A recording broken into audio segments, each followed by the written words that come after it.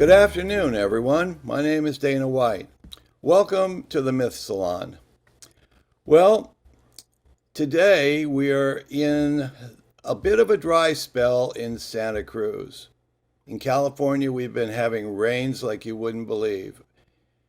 Up here, since I've moved, there's been nothing but torrential rains with rivers overflowing, cliffs falling into the ocean. It's a real time for having compassion, showing some respect for nature, learning to listen. This is the world that we have made for ourselves. So what I'd like to do is start off today with a moment of silence for the people who, wherever they are, have felt the thrust and oppression of structure, authority, and whether that authority comes from nature or institutions. Let's find a way to make peace with ourselves and with them. They know not what they do often, but let's have a moment of silence, please.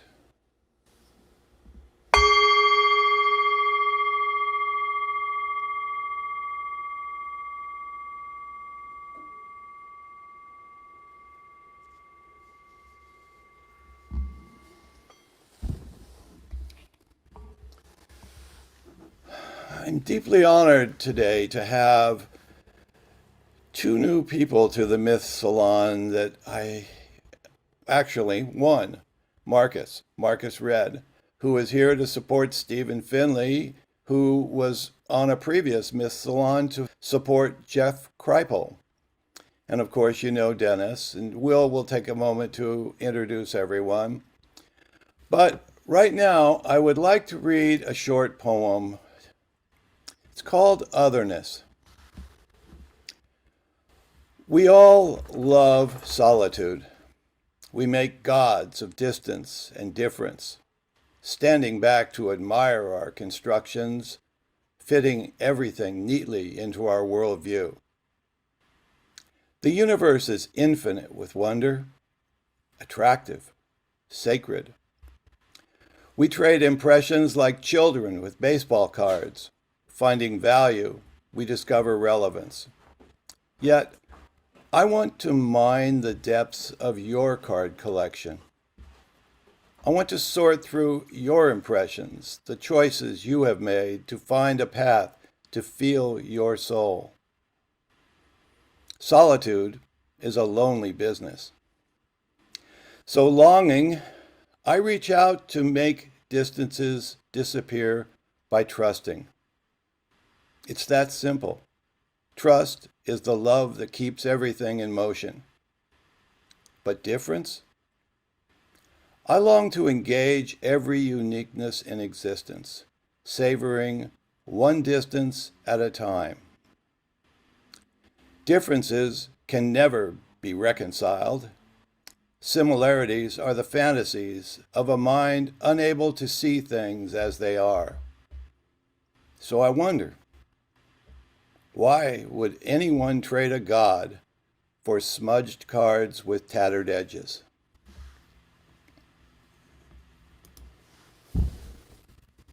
All right, my brother. Will, take it away. Thank you. Welcome, everyone, to another Myth Salon. Thanks, Dana. Really looking forward to tonight. I think this thread goes all the way back to conversations we had off screen with Jeff, getting to know some of the stuff that he was up to around the 25th anniversary celebration we did on Chris Vogler's writer's journey back at Max Sennett. So this has been really cool, and we've gone through a couple steps in this march towards this conversation I've really been looking forward to since Dana let me know we were going to have it. So let's jump right in. You all know Dana White, host of this Myth Salon, producer, publisher, contributing member of Pacifica's Myth faculty. You should check out his YouTube series on the Dow. My name is Linn. I host ZDF and Sky television series called Myth, The Greatest Mysteries of Humanity, and moderate these Myth Salons. I also run mythhouse.org and chair the general education department at a film and performing arts college in LA called Hushin. Dr. Dennis Patrick Slattery is Distinguished Emeritus Professor in the Mythological Studies program at Pacifica Graduate Institute. He's the author, co-author, editor, or co-editor of 31, including 7 volumes of poetry and 1 novel. His latest book is The Fictions and Our Convictions, Essays on the Cultural Imagination. His paintings, pottery, blogs, books, and upcoming events can be found at DennisPatrickSlattery.com. With us for the first time tonight, Marques Redd, whose PhD is in English from the University of California at Berkeley, is a multimedia artist, independent scholar, and traditional African cosmologist who's been trained in Afro-Cuban, Ancient Egyptian, Yoruba, Dogon, Igbo, and Dagara spiritual systems. As an art curator and filmmaker, he has organized exhibitions and screens his film, Obi Mbu, The Primordial House, in art museums and theaters all over the country. With the Pittsburgh Symphony Orchestra, he launched a public art collaboration entitled Playing the Cosmic Strings that features his image on a 1,200 square foot billboard. He is currently an artist in residence at the Pittsburgh Glass Center, and in his collection of glass sculptures will be presented in a Soho exhibition called The Myth Science of the Gatekeepers in 2024. He's published academic essays on the jazz musician Sun Ra and the novelist Ishmael Reed. And he has contributed exhibition essays for art institutions such as the Silver Eye Center for Photography, Clamp Art, and Women of Visions at the Esalen Institute. He offers a workshop entitled Harnessing the Power of Creation Through African Ritual. And for the summer of 2023, he has received an artist in residency at the Yard to work on a live performance and film project called The Four World Ages. Jeff Kripal holds the J. Newton Razor Chair of Philosophy and Religious Thought at Rice University. He is director and former chair at Esalen Institute, where he leads the Center for Theory and Research, author of Comparing Religions, Mutants and Mystics, Science Fiction, Superhero Comics, and the Paranormal, authors of The Impossible, The Paranormal and the Sacred, Esalen, America and the Religion of No Religion, The Serpent's Gift, Gnostic Reflections of the Study of Religion, and several additional texts on mysticism, the erotic, counterculture, psychoanalysis, and a new comparativism within the study of religion that will put the impossible back on the table again. A robust and even conversation between the sciences and the humanities and the mapping of an emergent mythology or super story within paranormal communities and individual visionaries. Leading us tonight, Stephen Finley, Executive Director of the Society for the Study of Black Religion from 2018 to 2020, who received his PhD in Religious Studies from Rice University in 2009, shortly after joining the faculty at LSU in 2008. Stephen has a joint appointment to the Department of Philosophy and Religious Studies in the program of African and African American Studies. Dr. Finley specializes in African American religion. His courses revolve around African American religious cultures, African American religious thought, and theory and method in the study of religion. His research expands on these themes with an emphasis on African American religion and embodiment. His ongoing research for book projects is in 3 primary areas: theory of religion through the lens of Robert T. Brown, an African American early 20th century intellectual and occultist; 2, a theoretical approach to making sense of African American faculty experiences; and 3, esotericism and African American UFO traditions.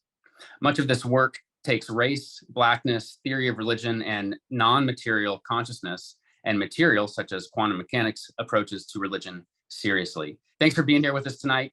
Stephen, take us away. Thank you, Will. First, I'd just like to say I'm really happy to be here. This is a few years in the making, and it's really my fault probably that it didn't happen sooner. But I'm glad it happened, and I'm glad to be here with all of you. I really appreciate Marques and Jeff for being here to support my what I consider guest hosting this Myth Salon in the presence of so many great scholars and thinkers. And just one update, Will, to my bio. I'm no longer jointly appointed at LSU. Since 1921, African and African American Studies, which was a program, is now a department, which I played a big role in helping happen. And now I'm fully appointed and the inaugural chair of the Department of African and African American Studies. That's incredible. Congratulations. Thank you very much. So I'd like to start. I want to do 4 things. I want to reiterate just very, very briefly what I had in mind for this Myth Salon. Then I want to show some photos, some images. Then I want to share about 10 minutes of a video before finally coming back and having just very, very brief comments. And then I'll turn it over to Marques, and then to Jeff, and then to the panel broadly. One of the things I was thinking about in this particular Myth Salon was the relationship between extraterrestrials, myth, and racism. I've been doing this work now for 2 decades, thanks to my presence at Rice University, where all kinds of creative things happen. And I'm so grateful to have studied there. And Jeff was on my committee, my dissertation committee. And I was really interested in the subject of extraterrestrials, space travel, UFOs, and the cosmos, but not in isolation. How do we think about those things in relationship to racism? How do communities think about the cosmos, space travel, again, extraterrestrials and aliens, and so forth, in a way that helps them to think about the world? And what do the mythologies look like that help them to make their world coherent? On the flip side, we have lots of people who report having alien abduction, experiencing extraterrestrials, and so on. What does that do for them in terms of how it changes how they see the world, how they see race and racism, the kind of mythologies that they develop then that help them envision a different and much more egalitarian world? That's really what I had in mind. My particular work and interest is from the first side. My work is in particular in the African-American UFO traditions, such as the UFO Twins, 2 African-American women who live in Dallas, one of whom claimed, their sisters, one of whom claims to have seen space beings that she calls Galactics. And in their experience, they describe these Galactics, and this is a quote, as beautiful Black women. Then there's the United Nubian Nation of Moors that has an elaborate cosmology and mythology that helps them re-envision Blackness over against, again, a history of white racial terror that includes more than 250 years of slavery, almost 100 years of extrajudicial, state-sanctioned, culturally sanctioned lynching. Then there was Prophet Yahweh, who called himself the UFO summoner, who could actually teach you how to call UFOs. He had a school where he could teach you how to do this. Prophet Yahweh died some years ago, but I had an opportunity to have conversations with him. One was at least 2 hours long before he died, where he talked in detail about his experience with these extraterrestrials, who were for him Black, which is really important to me. That question in these traditions that I study, how extraterrestrials, how Blackness gets centered as the primary important category for these folks who claim to have experienced extraterrestrials. And then of course there's Sun Ra, and I couldn't say that much about Sun Ra in the presence of such great scholars who have done so much more work than I have, especially Marques, and I think Dennis has done quite a bit of work too, and we'll hear from them. And then of course there's Riley Martin, who some of you may have heard of, who was always making references about aliens, but always citing his experience in Mississippi and sharecropping. So in these traditions, and there are more, for example, there is the United Nation of Islam and Royal Jenkins, who was once a part of the main Nation of Islam group, who left in 1975 to start his own group in Kansas City. Royal Jenkins says that an angel scientist came to him, appeared to him, took him on this journey into the sun, where it was revealed to him that he was the supreme being. And so how are we to think about these traditions that speak directly to a racialized experience, one that was overdetermined by race and racism, overdetermined by policies and institutions and practices of violence that were anti-Black? These are the questions that interest me. I'm interested in the question of why, when UFOs and UFO sightings and reports of extraterrestrial contact is a universal, in these particular traditions, why does Blackness become central? Why does it become such an important question that then is mythologized, these encounters mythologized to help make the world coherent in the face of this incessant and enduring anti-Black violence, again, including slavery and lynching and Jim Crow and so on. So the first thing I want to do from this point is show some pictures, because I want us to understand the context of these groups that interest me. And so I want to share my screen and I want to show some photos, and they are lynching photos. So I need to say that up front. Let's see. So there was also a video here, and I don't want to play the video, but what I do want to do is I want to go through some of these pictures silently, and then I'll come back.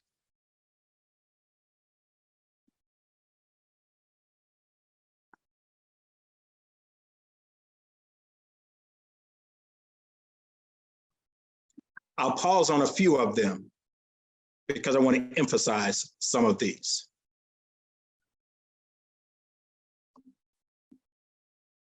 Again, all of these pictures were postcards. All these pictures of lynchings were postcards, and that's very important.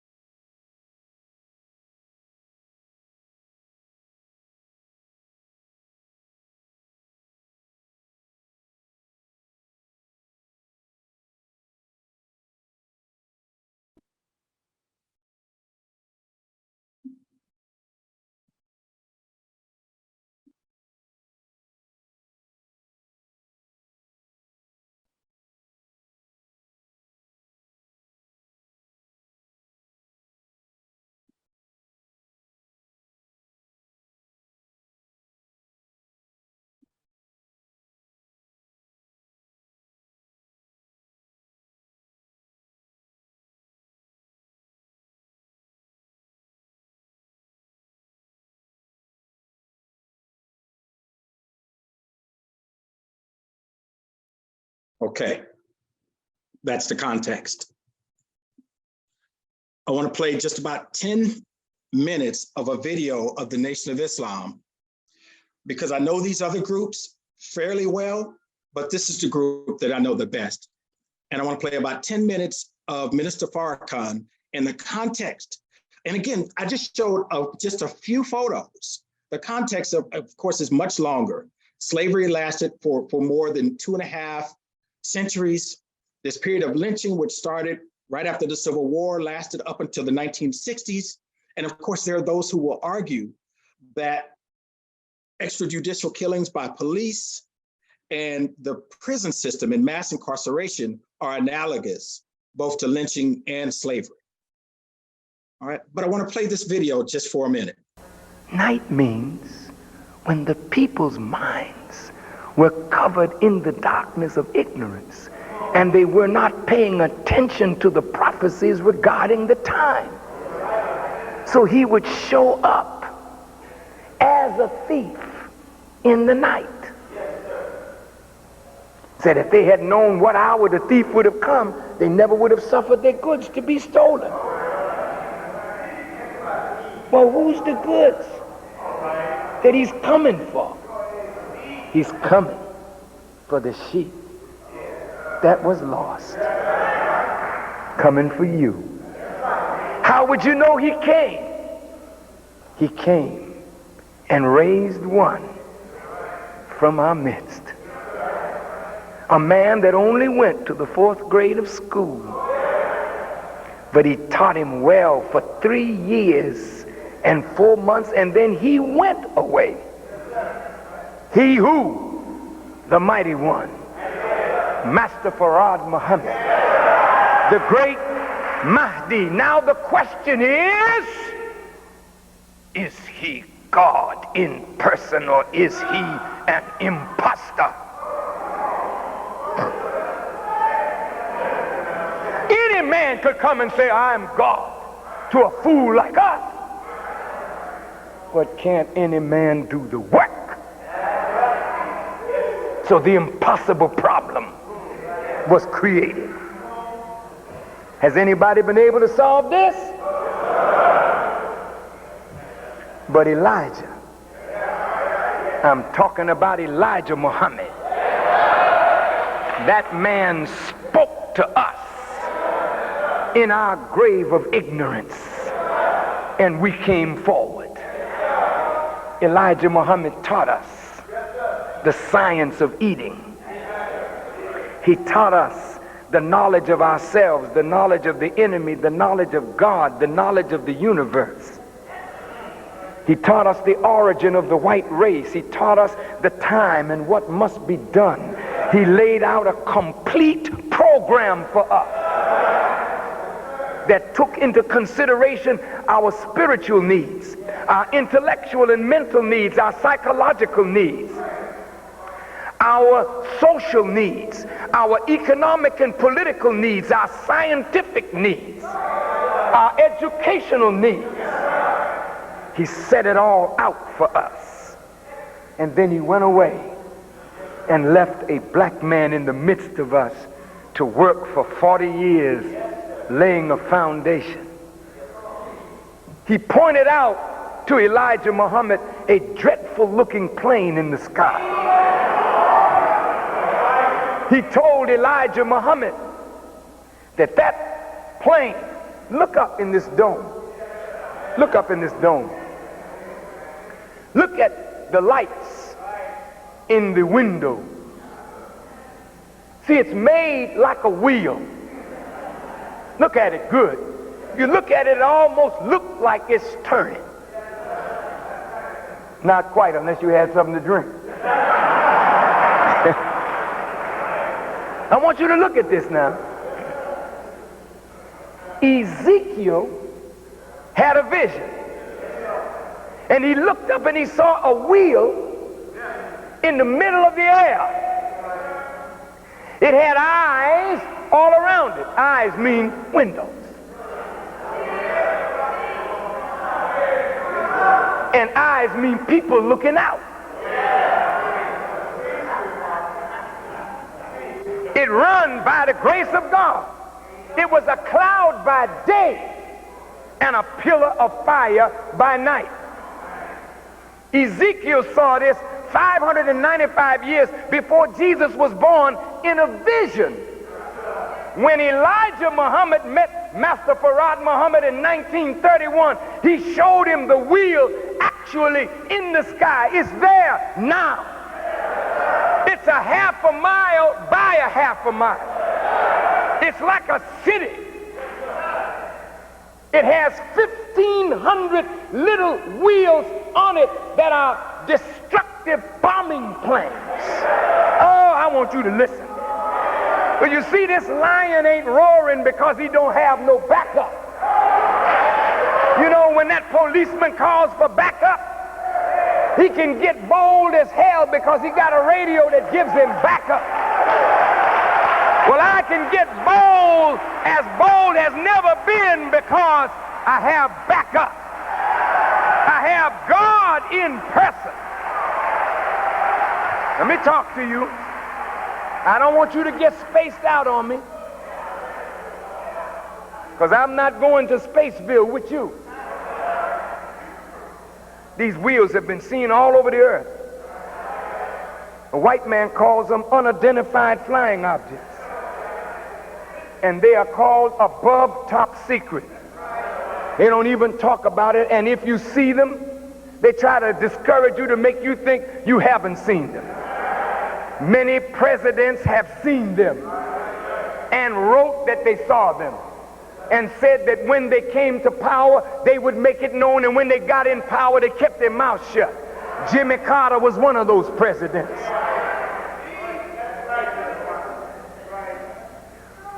When I had a vision, and I'm not spooky, man, I won't lie to you if you put a gun to my head. No. I was taken up on the wheel in a vision. And I heard the voice of the Honorable Elijah Muhammad just as clear as you hear my voice. And he gave me some instructions. And I've been following those instructions, and the instructions are so mathematically precise. Haven't missed yet.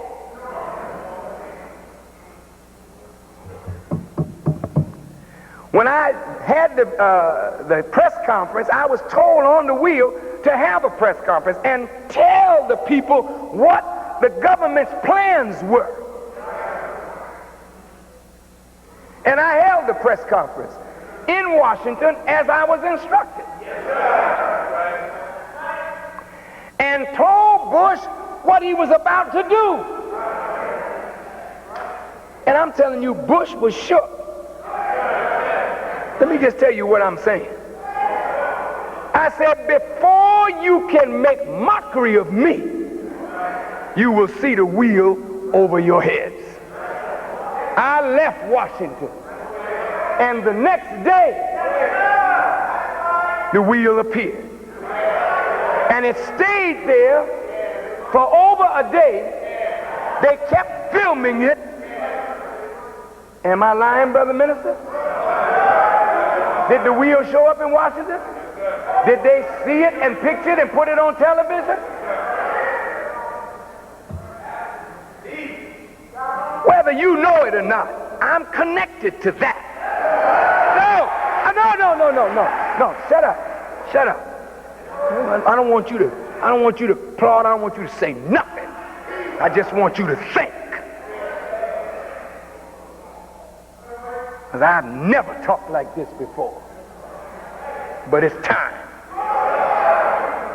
I'm connected to that. It follows me wherever I go. You can read about it in Ezekiel in your Bible. Believe me, brother and sister, I'm not somebody you can take lightly. No. You're going to answer for me. I've never talked like this before. But I really don't give a damn what you think about me. If I never see you again, you're going to meet every word that I spoke to you. There's power up on that wheel. And those powers are connected to the Nation of Islam. The Nation of Islam is not some little lightweight, Rudy-poop little group of people. We didn't start on our own. God started this. He came in person. That's why we look different from any person on earth today. Nobody looks like us. You know why nobody looks like us? It ain't just a diet. It's the presence of God himself in the word that we believe, and the light and the power in that word illuminates our very being. We are strange people in your midst. You look at us, but you don't know us. We grew up with you, but you don't know us. We're strange people. Because we believe that God came in the person of a real. All right, very good. That was a speech called Shock of the Hour. There are lots of speeches that Farrakhan has delivered by that same title. The subtitle of that one is God is in Person.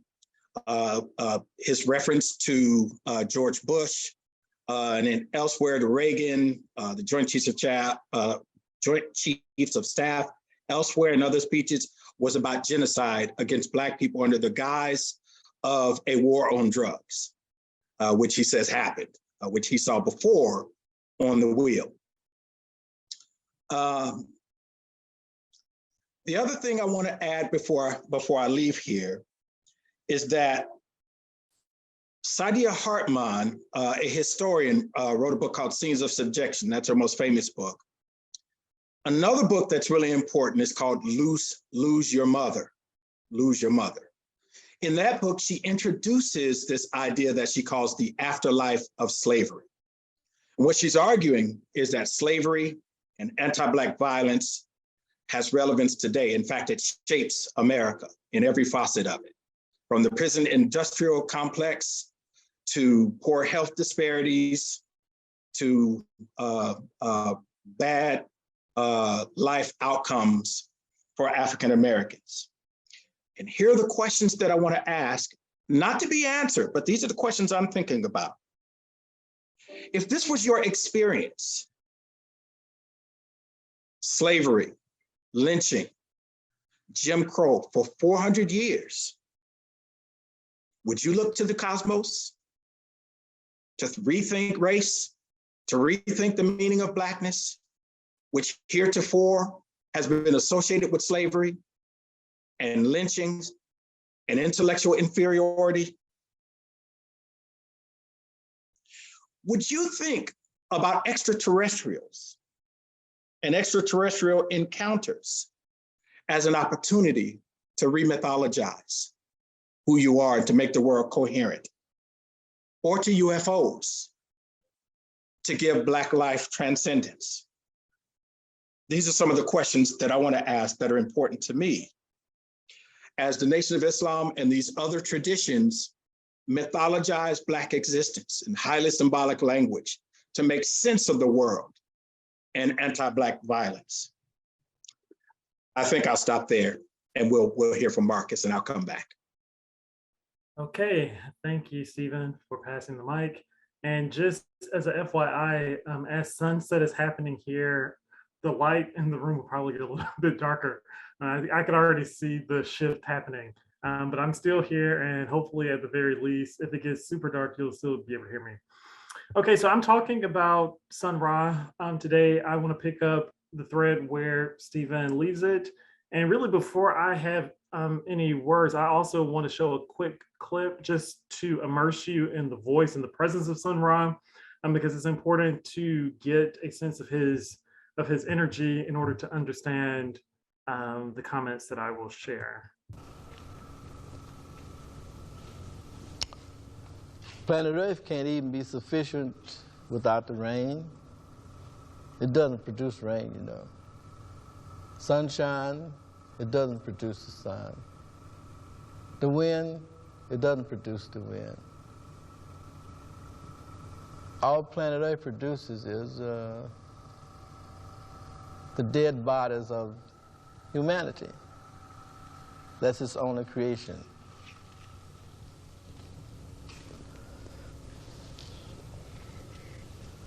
Everything else comes from outer space, from unknown regions. Humanity's life depends upon the unknown. Knowledge is laughable when attributed to a human being.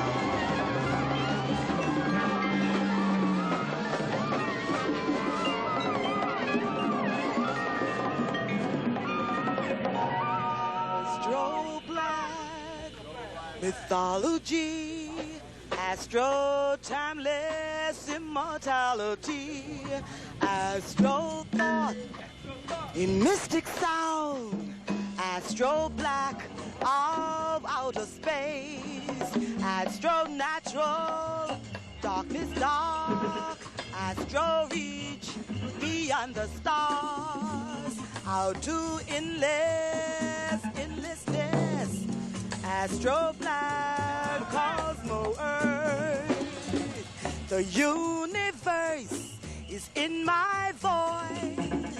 The universe speaks through this song to those of Earth and other worlds. Listen while you have the chance. Find your place among the stars. Get in tune with outer worlds with our multiplicity, harmony, equational melody, horizons beam, astro black and cosmo dark, astro black and cosmo dark, astro black and cosmo dark.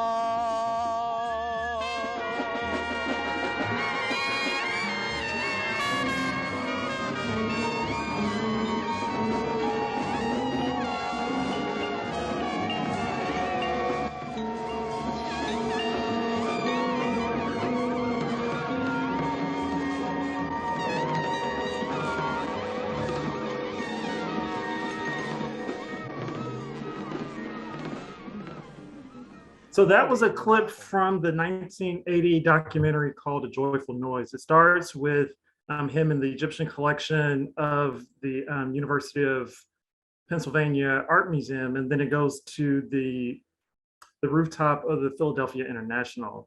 All right, so I also want to share a little bit of biographical information just so that we're on the same page about who Sun Ra is. Okay, so he was born, or let's say arrived in Birmingham, Alabama in 1914. He released more than 100 full-length albums that really traversed the entire history of jazz, from ragtime to some very intense electronic experimentation.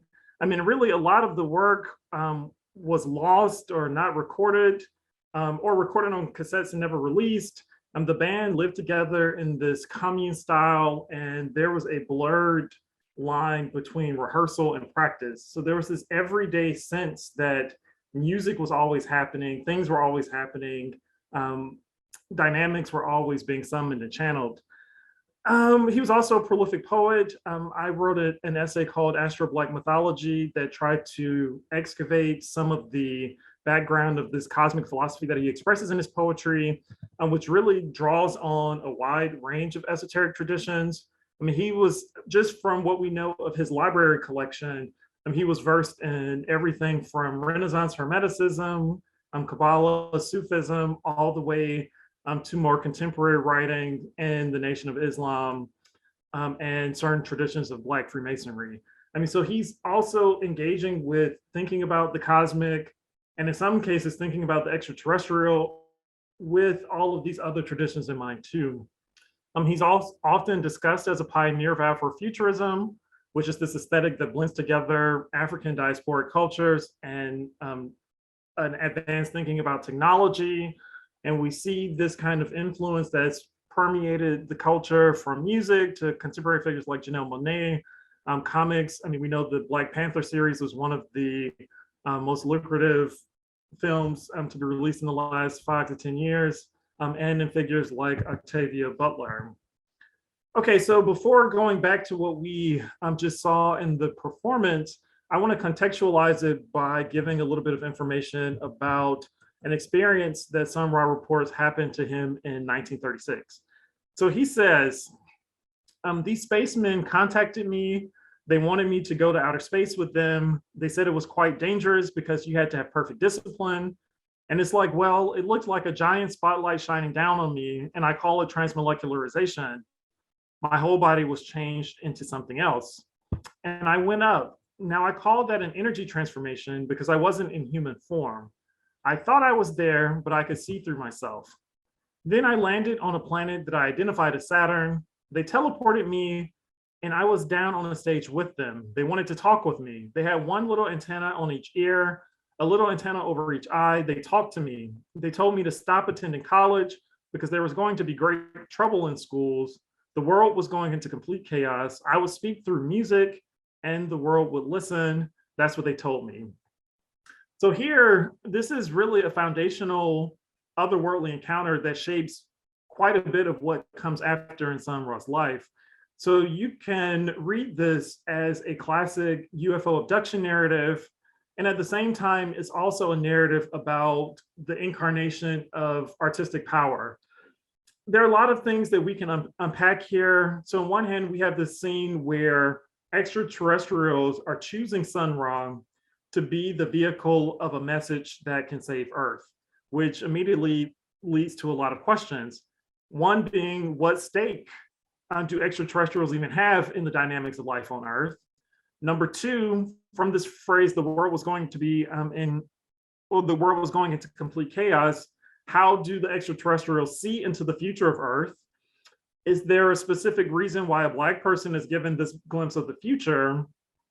And even in Sun Ra's conversation, I mean, there are a lot of connections between him and Farrakhan in ways in which extraterrestrial initiation becomes the beginning of this project of salvation and this larger mission to bring some kind of new message to the world.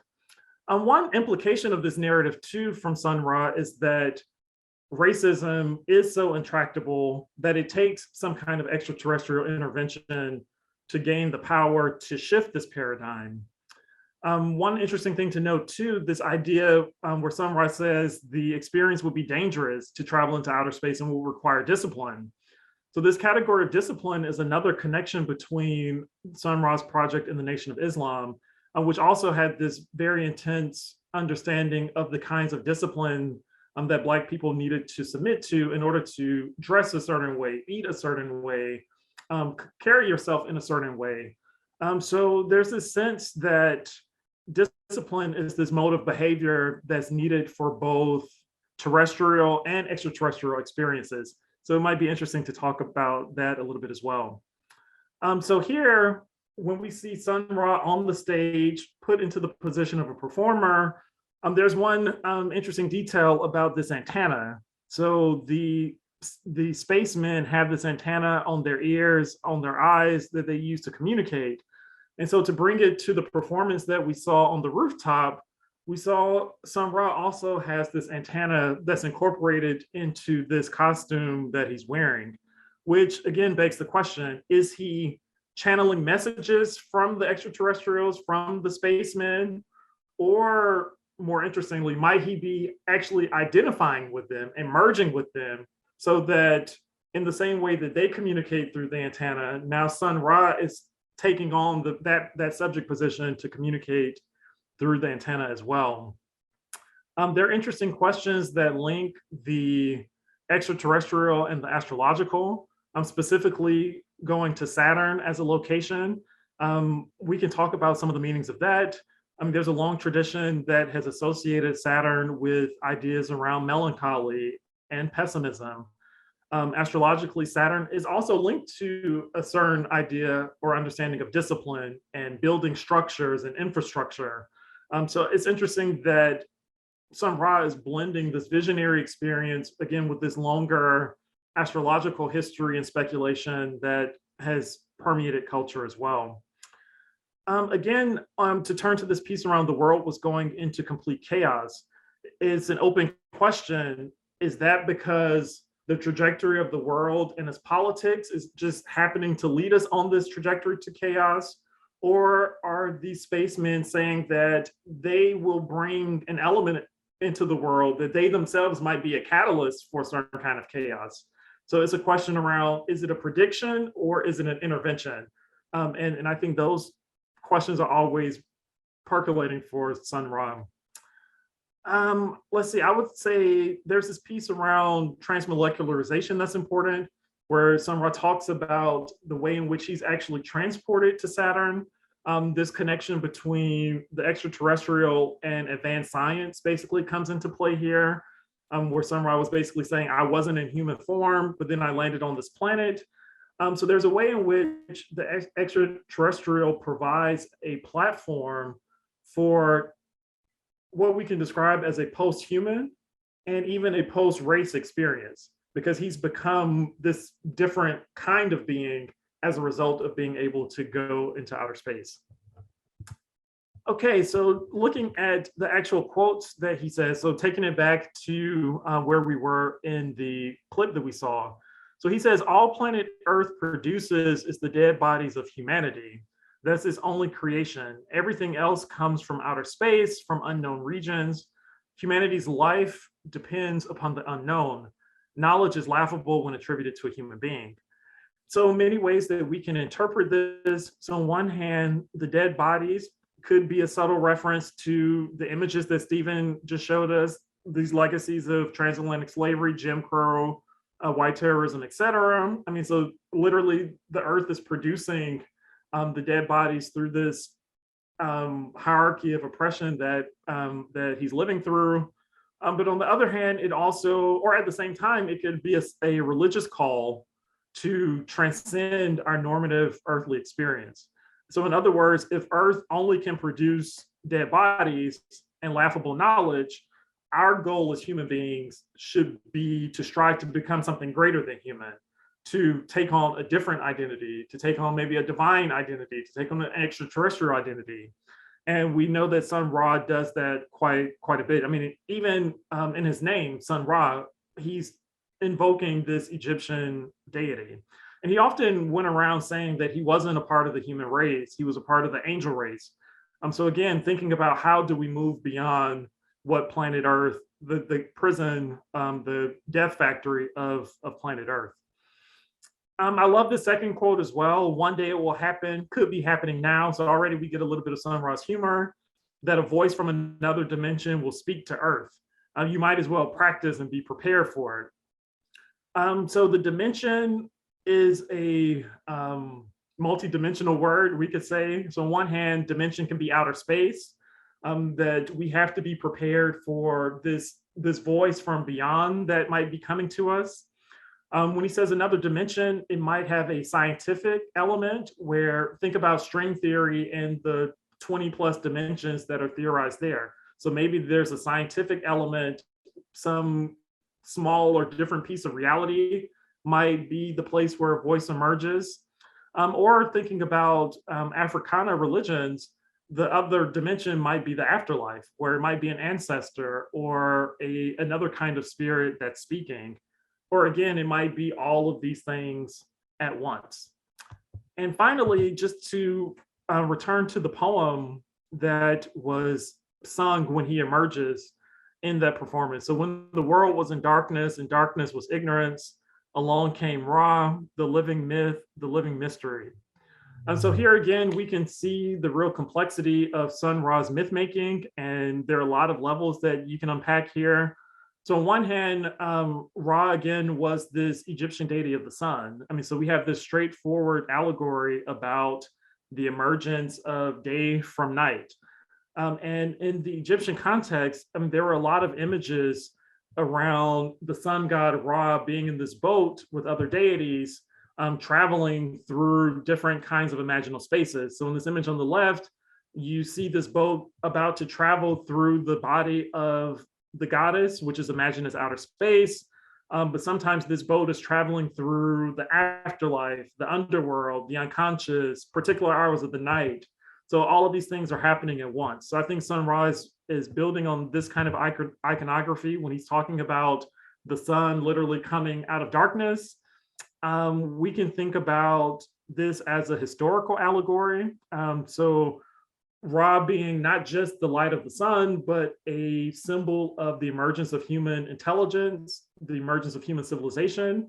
So we can look at this as maybe a story about the shift from certain kind of hunting gathering societies into more agricultural ones, or from the kind of tribal kinds of confederations to a larger federated Egyptian state. So this movement from a certain kind of early humanity into the development and flourishing of human culture.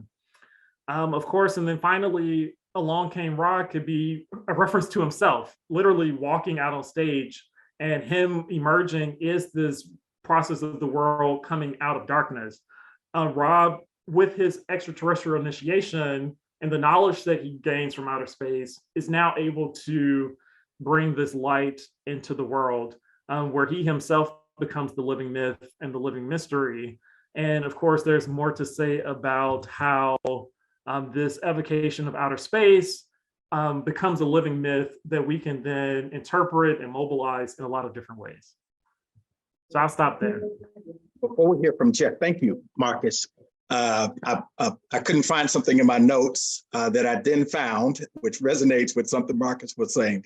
What I wanted to argue in my book, In and Out of This World, Material and Extraterrestrial Bodies in the Nation of Islam, that came out a few months ago, I argue that these transcendental symbols like UFOs and folks on other planets help them to re-envision a Black life and Black humanity. In their cosmology, there's also Black life on Mars and Venus. But the unspoken and tacit thesis, I think, of the book is that the Nation of Islam themselves are extraterrestrials. They are related to these folks on Mars and Venus. And I just want to say before Jeff comes that you find that in a lot of these traditions, in Prophet Yahweh, in the UFO Twins, remember? They said these extraterrestrials were beautiful Black women and so on. And glad I found that in my notes. All right, Jeff. And then after Jeff, we'll hear from responses from Will and Dennis. Thanks, Stephen. I don't have any pictures to show, so I'll just talk, and I'll put some ideas on the table. I'll put some concerns I have and some questions I have, which I think will actually sync well with what Marques and Stephen have already presented. I want to just reflect for a bit on a couple words, alien and abduction. And I want to talk a bit about myth making. I'm actually not going to talk a lot about anything because I'm not going to talk long. Stephen said I could talk for 2 hours, but I told him 10 minutes was enough. So the concern I have, this isn't a question I can answer, but the concern I have is this: is the abduction experience and an occult memory or paranormal scripting of white racism against Black peoples? That's really the gut concern or the gut worry I guess I have. And I think the literatures are way more complicated than the question allows, but I just want to put that question on the table. I also want to say, there's actually good historical evidence for the question. I want to point to H.G. Wells' War of the Worlds, 1897, which really lays down the alien invasion myth for the modern world. And H.G. Wells was actually thinking of British colonialism. He was thinking of New Guinea, actually, and the way the British armies completely overwhelmed the indigenous peoples in New Guinea. And he wanted to imagine a scenario in which the British were similarly overwhelmed by a massive technological force that was just so overwhelming. So the novel that begins the alien invasion narrative is really a response to British colonialism on one level. So I don't think my question about white racism is out of order. I think it's actually probably pretty close. I also want to point out that the alieniste in French is the psychiatrist. And so the alien is connected to mental illness in the French world in the 19th and early 20th century. In the US, of course, the alien is the immigrant, is the illegal immigrant. And so there's this fear of the other, whether it's a fear of mental illness in the French context, or it's a fear of someone across the border, probably south, by the way. I'm talking to you from Texas. There's something nationalistic and fearful and immigrant-like about this whole topic as well that I want to dwell on a bit.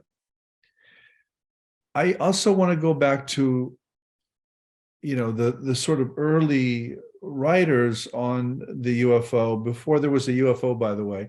The UFO was an acronym coined by the Air Force in 1952, but people were seeing things in the sky for actually millennia before that. And one of the most elegant, I think, and most deconstructive writers was a weird guy named Charles Fort. He looked a lot like a very short Teddy Roosevelt. He lived in New York, grew up in Albany, actually, and he wrote 4 very strange books, which I strongly encourage everyone to read, at least the first and the last. The Book of the Damned came out in 1919. Then he wrote 2 books, which you can skip over, called New Lands and Low. And then the last book was called Wild Talents, which he wrote in 1932. And on his deathbed, actually, it appeared. Fort is really the writer who invents, I think, the paranormal. He doesn't use the word. The word already exists it's French, paranormal. But he's talking about what he calls super constructions in the sky, which are essentially ships floating over US cities. He's basically, his method is to go to the New York Public Library every day and to read every magazine and journal he can get his hands on in French or in English back to 1800. He just stopped at 1800. And what he was looking for was essentially anomalous phenomena. And he worked with a model that I think most of us today would recognize as very Foucauldian. He talked about dominance. He didn't talk about epistemes. I think we would talk about epistemes or epistemologies today. But he said there were really 3 dominants. There's the dominant of religion, there's the present dominant of science, and there's the future dominant of what he called the era of wizards and magic.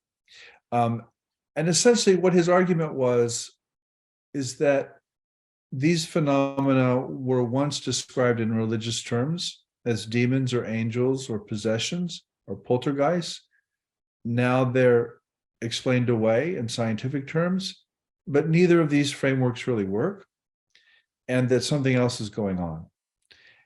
And he never really says what's going on definitively. He mocks his own answers, but he really lands on a couple models. One is that the earth is a farm, and that he says, I think we're property. And by that he means the human species, but of course it's very resonant with slavery and with the treatment of Black peoples. And he also consistently compared these super constructions in the sky to ships off the coast of what would become America in the 1490s, that the indigenous cultures misread or could not read, in the sense they could not read their intentions, which were essentially sinister and colonizing. And so Ford suggested that these ships in the sky and these phenomena are about some kind of other species that owns us, that treats us as farm animals, that essentially raises us, and also that owns us, and that we misinterpret their intentions, and we shouldn't do that. So it's a very dark set of it's a very dark mythology, but it really begins there. And by the way, 1919, after Ford dies, Pulp Fiction comes into the fore in the 30s and 40s and 50s, takes up Ford. A lot of science fiction is Ford. I think, Stephen, we're going to talk later about Nope. And there's a major scene in Nope that's pure Charles Ford. I mean, when blood splatters over that house and the blood falls from the sky, that's pure Charles Ford. Things are always falling from the sky in Charles Ford books: fish, blood, you name it, And again, there's this dark notion that we're misreading the situation. I think the UFO mythology that we have today is a product of the Cold War and of the military, and it's an alien invasion mythology. The alien is coming from outside. It's bad. We're here to fend it off, to fight it like good patriots. So there's this kind of nation state nationalism at work, but also the UFO can only be framed as a threat here. And so this is very white, actually, very very disturbing to me personally, because a lot of these experiences are not threatening at all. If you actually talk to people who have had contact experiences, they're often extremely positive. And so to frame these all as threats seems to me to be a projection, frankly, a kind of political and racist projection. I also want to point out, and Stevens pointed this out, you know, the other description of the alien is the gray, and of course, gray is a combination of black and white. I mean, and the early abductees were either of mixed race or they were literally mixed marriages. The most famous early abduction account was Betty and Barney Hill, and Betty was a white woman and Barney was a black man. And this was the early 60s. They were civil rights activists. They had every reason to be anxious. And that really comes out in their abduction experience. I also want to point out that abduction is a very negative term. It's accurate, actually, phenomenologically for a lot of these experiences, but I want to point out that agency or choice is not an issue here. There's often something violent and often sexual, often medical, done to these people against their will. There's no issue of consent here. There's no issue of free will. These are extremely negative experiences. I think they're related to what earlier cultures would have called possession or demonic experiences. And I worry that we see these things in a positive light too often, and we dismiss or don't listen to the people who are telling us about their negative possession experiences, essentially. And I'll end then with a couple two thoughts, which are in some sense related, I guess, but maybe not. In the literature, in the parapsychological literature on survival of bodily death, there are two hypotheses. One's called the spirit hypothesis, and one's called the LAH, or the living agent hypothesis.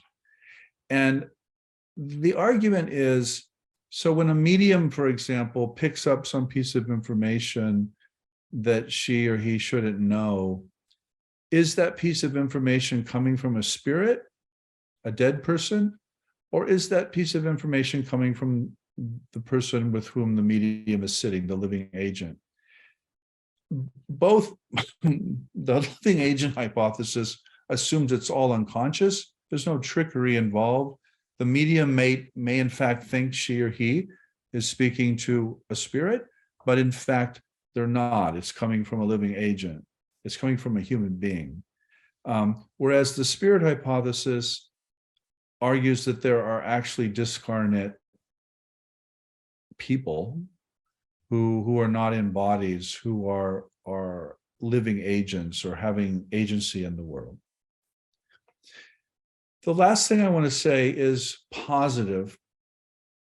I've learned a lot from a medievalist named Barbara Newman, in a book called The Permeable Self, and from a paranormal researcher named Paul Eno, two completely different people. Both of them have argued, though, that to be possessed by a presence implies that you share a nature or some kind of essence with the possessing agent. And so for Paul, there's a kind of theology of possession that goes deeper, and it affirms some kind of deeper unity, even when the experience itself is very nasty and destructive. And I think for Barbara, there's this notion of what she calls coherence, that at least in the medieval world, there's no such thing as a complete individual that's separate from everything. Actually, to be possessed by a spirit means you somehow share something with that spirit.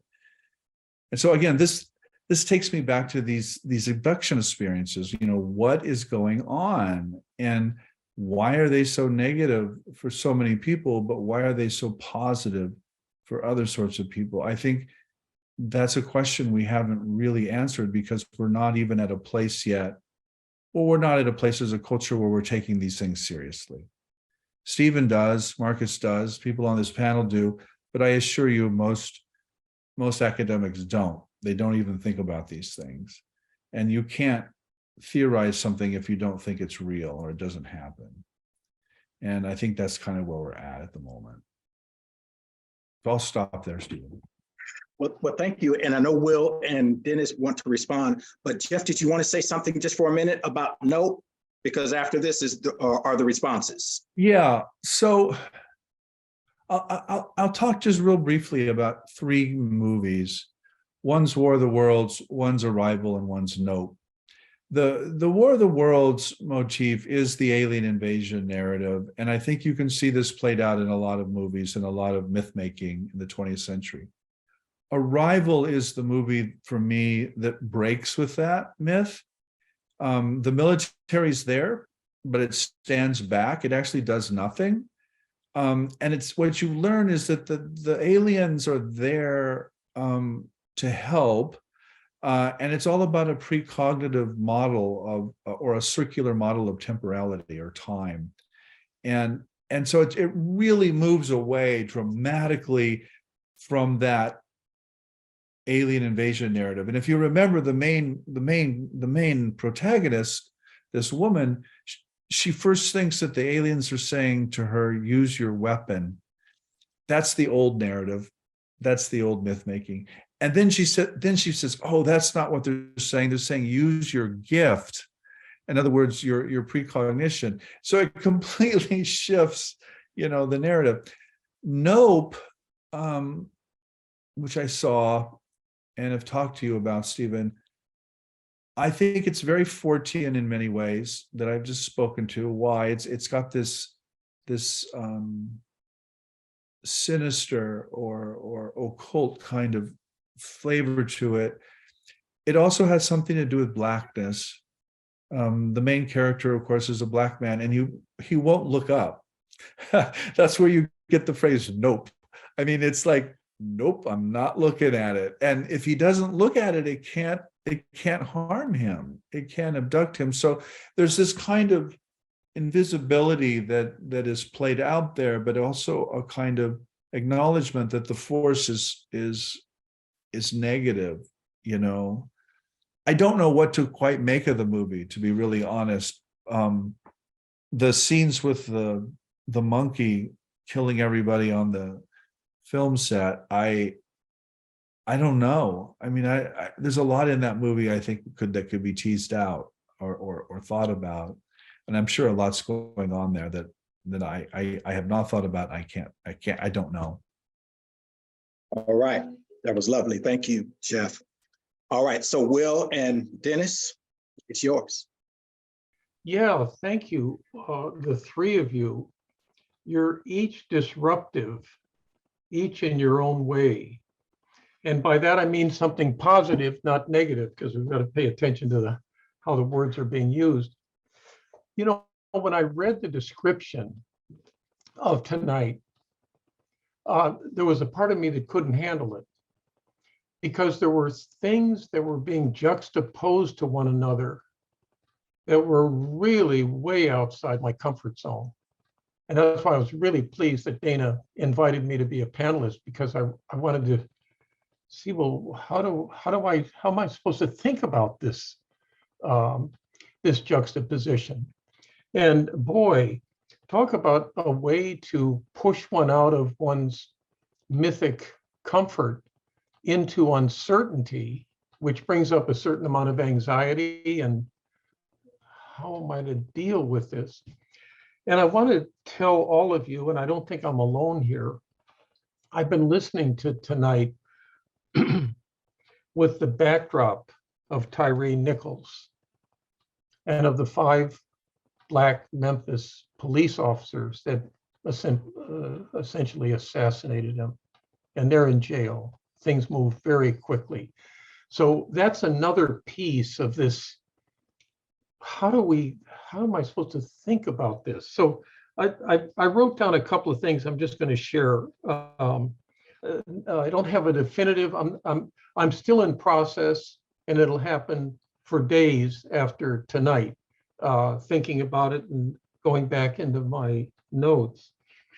But early on, when Stephen was speaking, the three words that surfaced for me were structure, process, and purpose. And maybe those are three, not exclusive, but essential ingredients for myth making, because mything is a participle. I mean, it's in motion, if you will. It's not a fixed thing. And the fluidity of the three of you juxtaposing things that I've not even considered is increasing my level of learning and how to recognize what has been unrecognizable for me. A couple of more, and I want to not take a question that came up when Marques was speaking. I posed to myself, are we missing a part of our human limits? Is there more in our humanness that is alien to us that we've yet to put our finger on or excavate with a kind of openness that wouldn't be fear-driven? Another one, and I think this was when Jeff was speaking, how myths are formed. I mean, that's a fundamental question I have felt running through all three of you. And even more importantly, maybe how is a myth deformed? How is the deformation of a myth that we become comfortable with enters into a deformation? And I think all three of you beautifully deformed something so that it's seen. I mean, this is Flannery O'Connor's whole thought about art and literature and poetry. The idea is to create such a hyperbole that even the blind people suddenly wake up and see something. And I remember she would talk about, the artist, the poet has to write their letters this big, in like 187 font, because the poet is writing to people who are fundamentally blind. So you've got to start out with big letters. And when they start waking up, then you can shrink the font. But at the front end, no, it has to be huge. I pulled this off my shelf today, and I was trying to get back to it. I never even finished it, but it's a fascinating book. And you guys may know it, The Other Within. But I like the subtitle, The Genius of Deformity in Myth, Culture, and Psyche. And Deardorff is just, I find him to be a very fine thinker about this. But on the back, there is a blurb from David Miller, who of course taught for years with us at Pacifica and primarily in the Myth program. But he says, there are many books out there in the theme of otherness. The otherness of race, the otherness of class, religion, ideology, gender, as well as the otherness of ourselves. The I that walks beside me that is not I.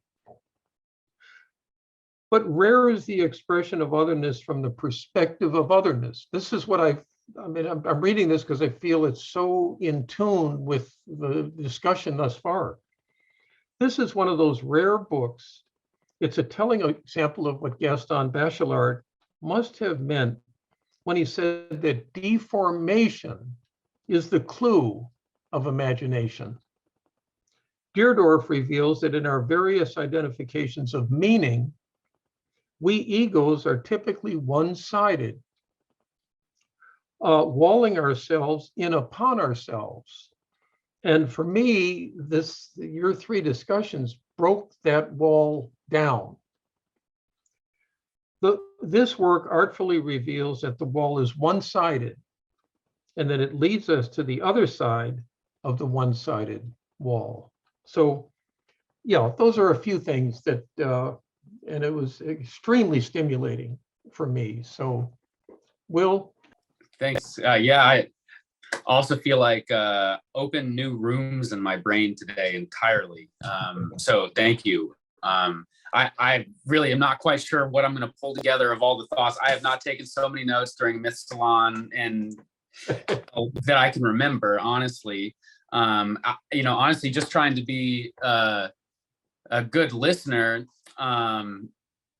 What I'm amazed, like what Stephen and Marcus, what you guys were showing me with, showing us with, it just started to fill out a pattern for me where I started to see, if we take these othernesses, right, and we just start seeing, okay, the UFO is other, Islam is other, blackness is other, vitality has become other in a secular world, divinity has become other, hope has become other in a hopeless world, mystery, Mr. Mystery, I liked Mr. Mystery, and I just kept doing these, I just kept seeing all these different, these and they're in our consciousness. There are these structures in our consciousness, in our cultural consciousness, where we've made these boundaries. And when you say, Dennis, this getting into the perspective of the other, to see the other from the perspective of the other, I actually think what Jeff is saying about all these dark interpretations are unavoidably, powerfully, horrifyingly true. The comparison of the abduction, rooting it in the trauma of an initial capture of a slave, unavoidable. But we had Clyde Ford come on and talk about, Here with an African Face. And his whole thing was talking about going back to Africa and re-mythologizing the story of everything that happened. Because, I know in my own very tiny way, what it's like for the truth of your own experience and your own arrival, where you are, to have dark truth, to have things that suck. And it's just real. And the whole Hillman thing is that our only hope in these situations is to re-mythologize our own story, to rework the story. And you can't take away the truths of the stories, the truths of these traumas, the truths of these structures. But to go back and to find the light and to rework the stories into hope, into light, into something positive, into something that can lead, instead of continue to keep the trauma going, instead to actually open new doors by reworking those stories that, yes, are truly as dark as they were. I don't know, that's where I am with it right now. And it's inspiring. And I'm, we'll be doing the math on this for, gosh, this is one of those, you just open one of the questions that won't end. Well, thank you for that. And Dennis, thank you for your response too. I just want to respond to a couple things, and then I'll come back, Will, to you and Dana for where we go after that. Jeff and Marcus know very well. Marcus mentioned Afrofuturism. Jeff is interested in it too. Afrofuturists are largely Black scholars. They're not all Black scholars who actually want to think about the transatlantic slave trade in just the way you described, Will, as an alien abduction. That's precisely how they talk about it. White people show up on the shores of Africa. They've never seen people who look like that before. They think they're dead ancestors. So automatically then they're mythologized. They think they're dead ancestors who return, right? And so that's the first thing. And then the second thing was a point that that Jeff made about language and about terms like abduction. And it was actually David Halperin who cautioned me initially in some of our exchanges about using the term abduction. Because for David, and you all probably know of him, he's a Jewish studies scholar who does a lot of really interesting and great work on UFOs. using, I think, Jungian psychology or analytic psychoanalysis. And one of the things he said was that abduction is a violent term and it's a white term. And that he cautioned me, he didn't want me to impose that on these African-American traditions. And that's the only other thing. Well, what's confusing, Stephen, to me is it's not a good term for a lot of white people either. It just doesn't fit their experiences. I mean, John Mack ran into this as well. A lot of some of his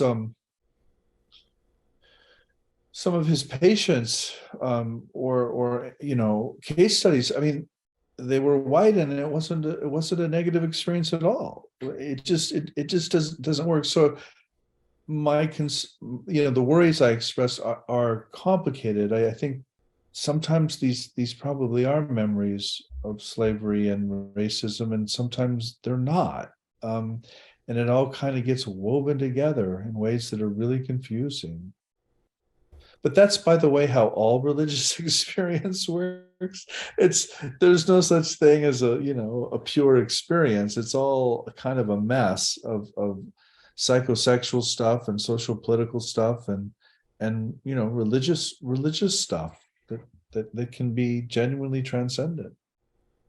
And all three of you really lean into the power of analogy as a shaping, as a making, shaping, forming of something.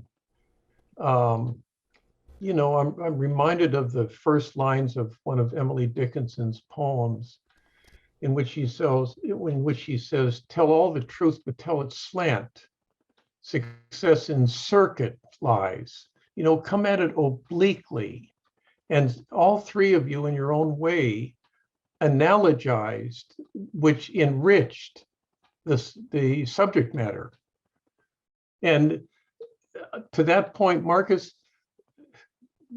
I'd love to hear, I think others would too, how ritual analogizes human experience or human extraterrestrial experience. Could you just speak a little bit about what you've learned about the power of rituals? Because your resume is, Will read it, it just felt like you live in a ritual world a good bit. Yeah, no, that's a good question. And I think it ties into some of the points that you were making earlier. Ritual really is the main vehicle, one through which Sun Ra re-mythologizes the story. And I like that phrase because I actually do think that's precisely what he is trying to do. I think that is what he's trying to mobilize by making us question, okay, where is the myth? Where is the reality? And what if the myth is the thing that's living? I mean, and, the funny thing about the poem, it just says the living myth. It doesn't say like, is the living myth something that is good? Is it bad? Is it something that we need to invoke? Is it something that we need to be wary of? It's just there. It is the living myth. So already he's trying to force us to shake our conventional understandings about history, about where we are, about who we are. And for that other point that was made before about, is there more in humanness that is alien to us? I mean, I think he would definitely say yes. I mean, so one of the parts I skipped over is where the poem Astro Black Mythology was recited. And there quite explicitly, he's saying, find your place among the stars, as if there's something in the firmament that contains something that speaks to our truest nature, and also something that we need to expand or expand our consciousness or divinize ourselves in order to be reattached to. So I think he is saying that there actually is something more in our humanness. But then at the same time, by saying the living mystery, I think he's also saying that there's no end to how infinite it might be. Because if you discover another piece of the human puzzle, well, there's still a living mystery even after that. They're still a living myth even after that. So it seems like there's a focus on a ritual process too, where he's trying to stir up dynamics that don't actually come to an end, as if there's this infinite work of tapping into myth, tapping into this larger cosmic ambiance, and using it to constantly keep transforming our present. That was great. Wonderful response, Marcus. Thank you. I'd like to say something about the Jordan Peele cinematography and his approach. In both the films that I'm familiar with, Get Out and Nope, the solution for the protagonist is to not get caught up in what's happening right there, to separate himself. In other words, in Get Out, he puts the cotton in his ears so he's not subjected to the to being hypnotized. And in this, in Nope, he restrains himself from looking up. But in both of those films, black people hold the power. Black people have the key to wisdom.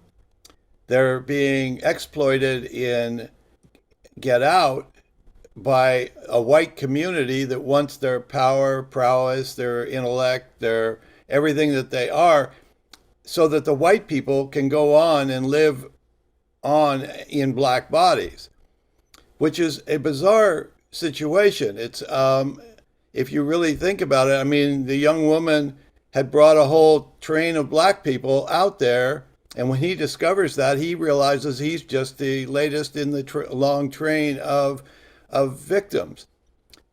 The power comes in realizing how you get out of it by not being attached to the perpetrator of that, by the spaceship or by the white community, and to not be engaged, to rebel, to find your agency, to do something. And I just think he's a powerful filmmaker. Ironically, his production company is called Monkey Paw Productions, which is, if you think about that, Jeff, maybe that's where the monkey came from. Maybe that's sort of a wink and a nod to the whole entertainment community. If I can just build on what you're saying, Dana, I think there's something there in this body thing, in the Get Out, what you're saying about the bodies, and Jeff brought this up too, the comparison of the enslavement of people on the human level, but also of the body by a consciousness. And in the context of a possession, potentially. I recently had to do a TV episode on zombies. I hadn't thought much about zombies, but eventually you do just a little bit of scratching at the surface and you see that zombies come out of Haiti. They come out of a story of enslavement, and you start to see, but here's the thing. They're not just about, they transcend Black slavery and human slavery, and they become, what you really see is that they are dead matter. They are bodies that are dead, without soul, without free will, that are deterministically controlled by blah, blah, blah. So this is a representation of our own relationship with unensouled matter, dead matter. And when you talk about the Get Out, you point to another example where the black man is representing the body. And then when you look at these UFOs and Nope, it is the most biological embodied UFO you get. And then when you look again at the connection of the UFO to the monkey is obviously the trained monkey connecting to the experience of slavery, but also connecting that to the supposedly unintelligent body. And so what I am starting to pick up on here is that, in part because there has been a casting that he's even playing with in these stories of enslavement and relating it to the body. It's also a spiritual story. It's also on this whole other level of the relationship between spirit and body. And one of our problems sorry to go on so long, I did this other documentary on the movie Aliens, on aliens. And what that movie was all about was, one of the big pieces of it is that if you think that the universe is quiet and still and everything's dead, go on out there. See how dead it is all out there. Go scratching things and see if nothing wakes up and destroys you. Because the truth is that matter isn't dead. Body isn't dead. Consciousness isn't separate entirely from body in such a way that we can treat body and see body as a slave, as dead matter. So what I'm wondering is if you guys see this remythologizing around UFOs and Black experience as also touching into remythologizing our relationship with, I'm thinking of Boris here too, with body and with matter. Well, thank you for that. And as you were talking again, I was thinking about my book, In and Out of This World. And that's part of what I'm arguing. But I also want to stick with the movie theme here and ask us to think about Night of the Living Dead. 1968, I think it comes out. There's one Black person in it. His real name is Dwayne. I forget his last name. After he helps everybody survive the night, all these zombies, he goes outside, everything is all right. What happens, Will? The ending of Get Out. Flip. Right. He gets seen as a zombie and shot and killed, right? This being, and I think there's something metaphorical there that's really important that's going on in some of these UFO traditions, African-American traditions, and the Nation of Islam, that they wanted a sense of transcendence. They didn't want to be just bodies as they were perceived and treated in the West. And so thinking then about the cosmos, about life on Black life on other planets, about UFOs that they help to construct, right? To me, gives them a sense of transcendence, where in the movie Night of the Living Dead, we see the Black character just seen as another body that perhaps lacked interiority and consciousness. He's just a zombie, and he gets shot and killed like one. I'd like to read a question that came in from Anna Ford in the audience. And maybe if people want to type a question in there, it's a little cumbersome to bring people on screen. It changes the whole visual layout. But let's encourage maybe some questions into the Q&A box. Anna writes, if white folks are seeing the other, alien, as threatening other, and Black folks are inventing themselves as alien, angel, are Black and white folks reinventing the same split paradigm that began the original split to begin with? Anybody want to tackle that? Jeff? So here, let me kind of utter a concern that I have.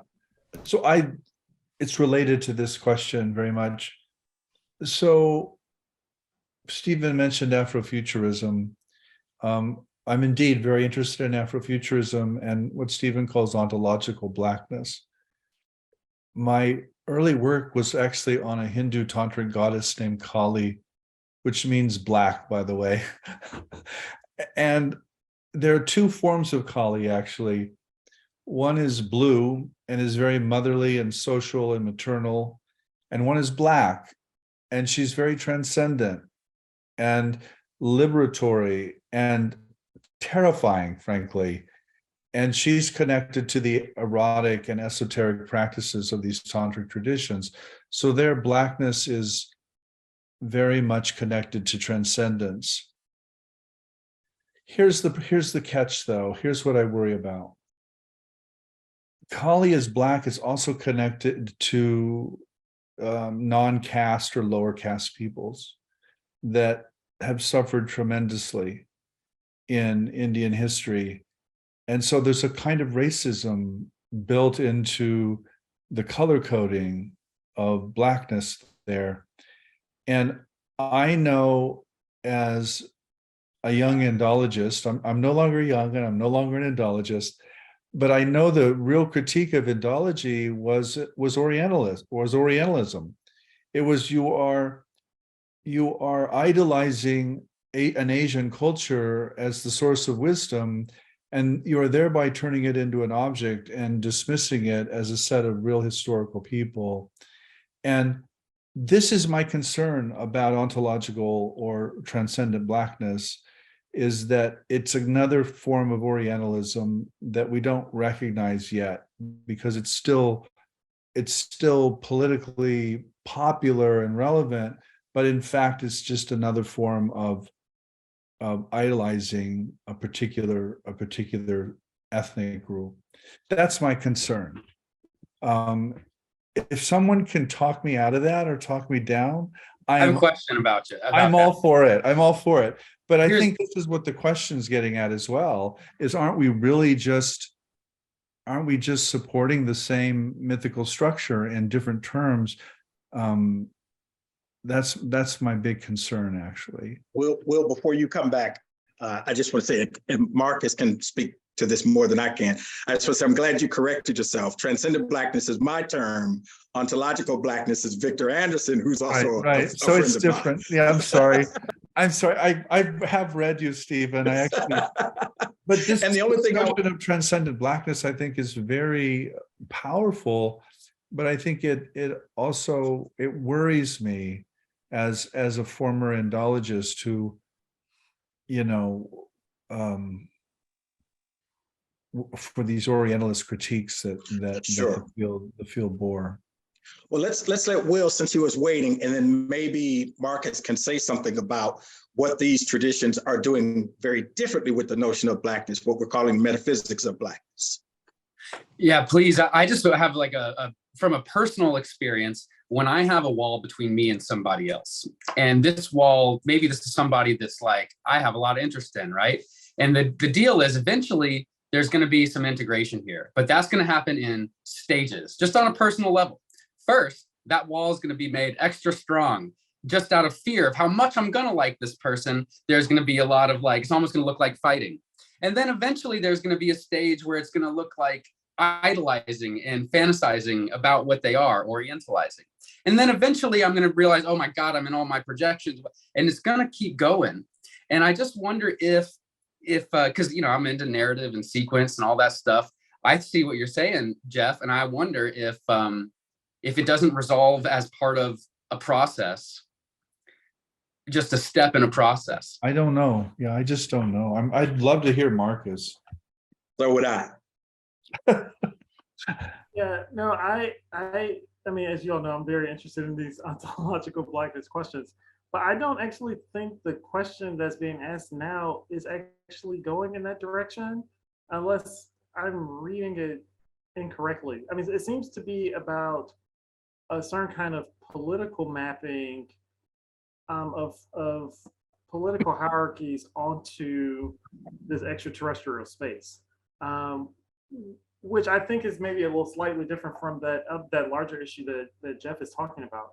But I guess I would say, or I guess maybe that's how I'm interpreting the question. But I think as I'm interpreting it, I mean, I do see a certain kind of historical pattern where new frameworks or new horizons do end up remapping kind of political hierarchies we're already aware of. I mean, even if you look at AI, people talk about, AI is this new horizon, it's going to open up new vistas for human understanding and cognition. Then it's like, oh, well, hold on. Now, why is the AI, not recognizing Black faces? Or why is the AI, or why are we seeing the same biases? So I think I see it that way. It's like, okay, so now we have this new space paradigm or this new space era.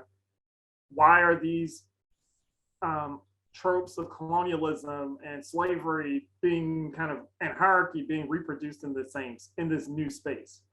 And it seems like, given how, and I guess maybe that's the larger point that some of the Afro-pessimist scholars would make, is that it's a structure that keeps generating everything. I mean, so this kind of structure of the kind of Black slave versus the white human is always not only generating political constructs, medical hierarchies, but we even see it in this imaginal space where, okay, well, there's a thing called the alien, so it must also be remapped in the same way that our social space is met. So on one hand, what you're saying earlier, Jeff, around how the alien becomes the other that has to be attacked, managed, destroyed, subjugated, whereas on the flip side, the attempt of Black people to say, well, because of that, I'm actually identifying with this figure. I kind of recognize how these dynamics have happened, and maybe there's some connection between us, or maybe, you know, this thing that still is a mystery gives me another entry point of resistance, or another entry point to kind of press for a political goal or a certain kind of liberation in yet another arena. So, and maybe if, you know, it turns out that there are people from Saturn that are here, then maybe that will then shift the alliances and shift the debate again in that way. So I think that's how I was kind of interpreting the question, is this kind of recurrence and rearticulation of politics that happens regardless of what new historical situations we find ourselves in. I think, Marcus, this is where, you know, this theoretical debate I referred to as this between the spirit hypothesis and the living agent hypothesis, it actually carries immense racial and ethnic and consequences where you land on that. Because if you adopt a spirit hypothesis, you're essentially saying we are not our bodies. You know, I mean, I don't see how you get around that, actually. Whereas if you adopt the living agent hypothesis, of course we are our bodies. We're embodied beings, you know, through and through. So the whole soul hypothesis, which of course is integral to so many religious traditions and cultures and myths, I think just cries out for, you know, some kind of analysis here. And I don't have an answer. I tend to adopt the living agent hypothesis, by the way, when I look at paranormal phenomena, because it seems to be the cleanest and the most persuasive. But I have colleagues who, you know, very much in the spirit hypothesis camp. So you know, in reincarnation, I think is another real question here. If you're in a culture that affirms reincarnation, it means you're not your body. Yeah. So what are we doing? You know, I mean, we certainly have not incorporated reincarnation into our theoretical agenda. So I don't know. Those are just questions. I'm just messing things up again. You're not messing things up. No, Dana, can I jump back in? Go ahead, Marcus. Go ahead. Well, no. So actually, it's funny because I'm here at Esalen now and just gave a lecture about ancient Egypt and ancient Egypt's kind of mapping of esoteric anatomies. Yeah. And the idea there is that we actually have 9 bodies. Or the spirit bodies that are all on different levels of manifestation. Yeah. So I guess even with the Sun Ra experience that I talked about earlier, I guess it's a question of which body was actually on Saturn. I mean, maybe it wasn't the physical body. Maybe it was one of these astral bodies or ethereal bodies that that travels to another place. So I guess I'm curious, Jeff, would a kind of a theory of subtle bodies kind of shift how you think about? Oh, sure. I think absolutely. But I'm just trying to say our critical theories that we develop in the academy and on panels like this do not work from a subtle body model or from a reincarnation model. They work from, this is it, you know, deal with it. It really is a kind of a materialistic kind of worldview. And so I just want to point that out. Jeff, thank you for that. And thank you for reading my book too. By the time you get to my conclusion, you'll see that. Actually, Stephen, I read your conclusion first. Okay, that's the all first right. thing I read. All And right. I read the epilogues. You have 2. You don't have All right. 1, you have 2. Very good. I read all the stuff in the back, and then I started at the beginning. So you know that's part of my critique, or one of my critiques of the Nation of Islam. Oh, yeah. Is that they're reproducing. Oh, this hierarchy. absolutely. I also want to signal, we don't have time to go into it, that I still think there's a more. that there's something else going on, even in the category of Blackness, that's not the political here. And those are the kind of things, you know, we've been trying to work out in these Esalen meetings too. Yeah. But clearly what you said is my critique, even of the Nation of Islam in my book. Yeah. And that largely the hierarchy plays out against other Black bodies Yeah. in most ways. That's what happens, by the way, in the Indian caste system, where, you know, Blackness or dark skin is really subordinated. I mean, you really want white or light skin, both in the mythology and in the caste system itself. I think as Jordan Peele showed in that movie, that the real gift that a person has is their ability to transcend and find their psychic validation. That's what the white people wanted to steal from them. And if they had to limit themselves to a physical body, they wanted the black mind. They wanted this psyche that there seems to be something in, I don't know whether it's indigenous cultures, but there's a essential assumption of community that they survive through otherness, through other people, through relatedness. There's a deep feminine principle that runs throughout that whole community that I don't get it in white culture. What I see is white culture comes together through opportunity, through convenience, for a sense of profit, for whatever. But I sense an inherent love of one another in Black history. I think that they survived coming over on the slave ships that way. The people that did make it made it because they hung together. They got out of slavery that way, and they have continued to hold to the whole idea that this is how I'm going to make it. This is how I'm going to get myself ahead. You know, we're coming to the end. Can I just ask if any of you have thoughts about this assassination of Tyree Nichols by 5 Black police officers? I'm trying to comprehend it, and there's so much that we don't know yet. I mean, the story's unfolding now, but I just wonder if you have any observations on what might be taking place there. I'm not sure I had anything.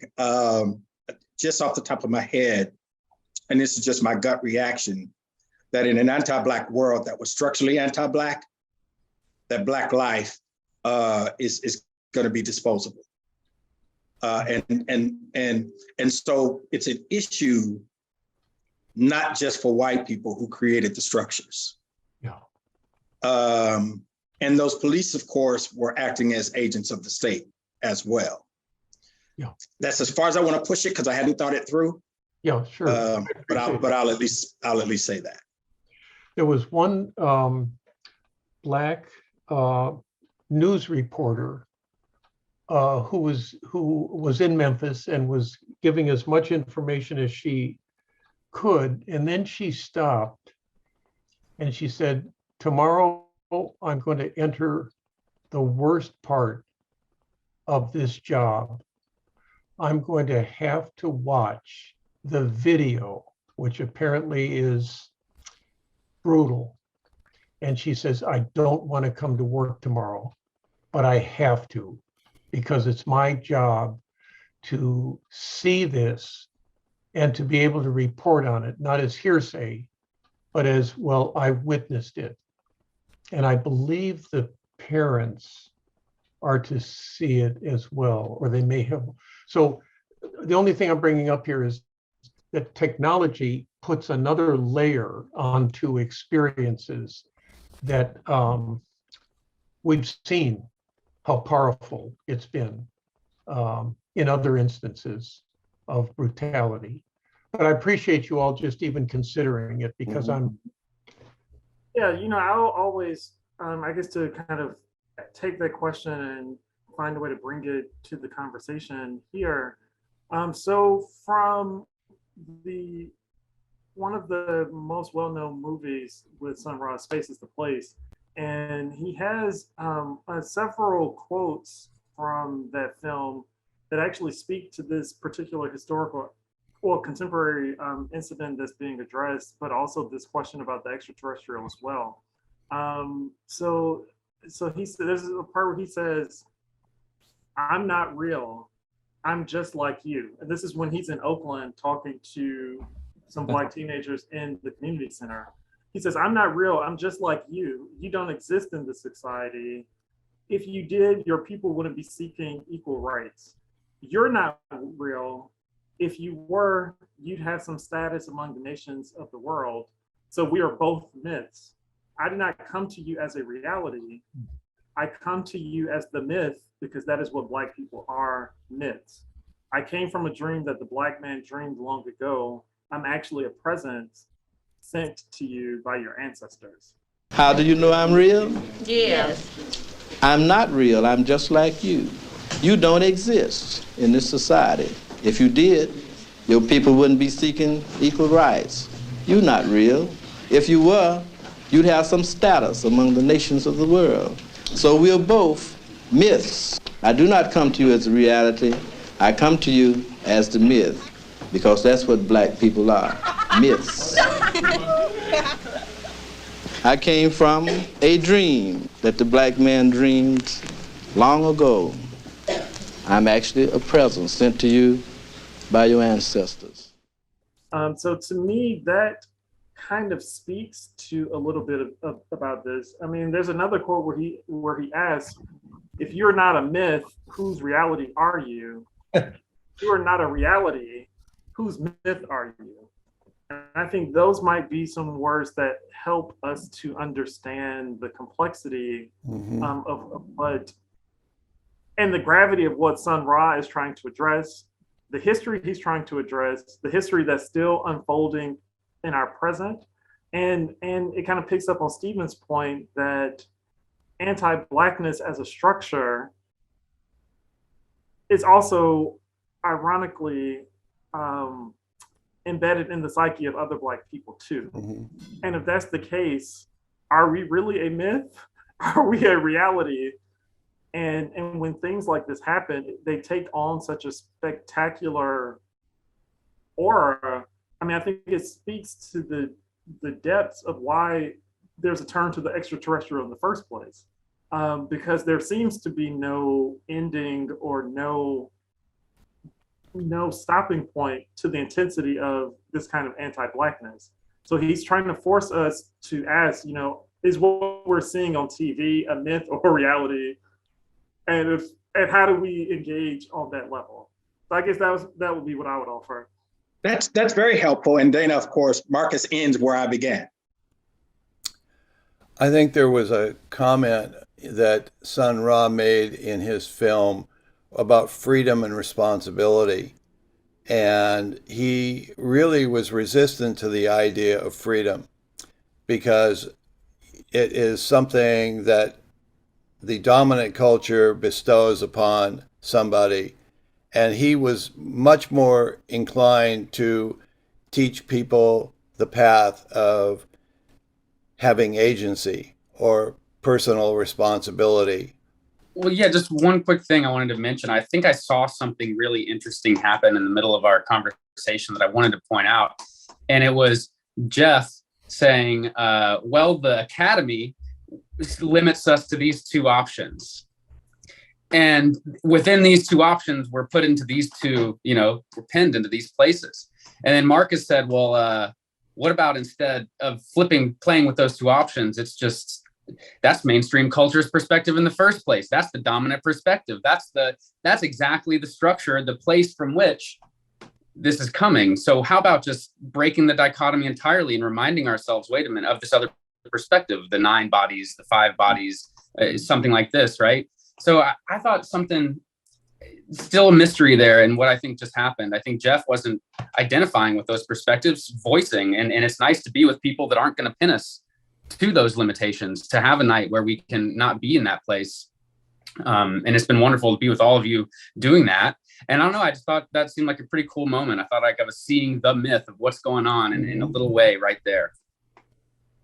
Well, we seem to be the evocation of not settling and, keeping our minds available and honoring one another, honoring otherness. I mean, we all are other to somebody, and knowing that kind of silences that inner voice that says, I need to be in control. I need to be the one on top. I'm going to be the top dog. And,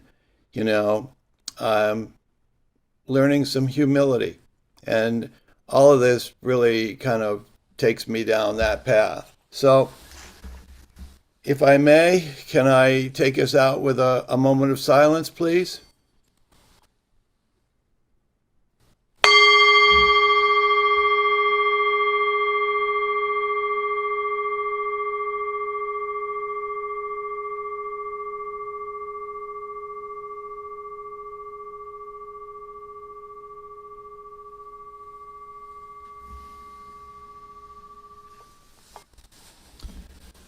A highly charged evening. Stephen, Marcus, Thank you.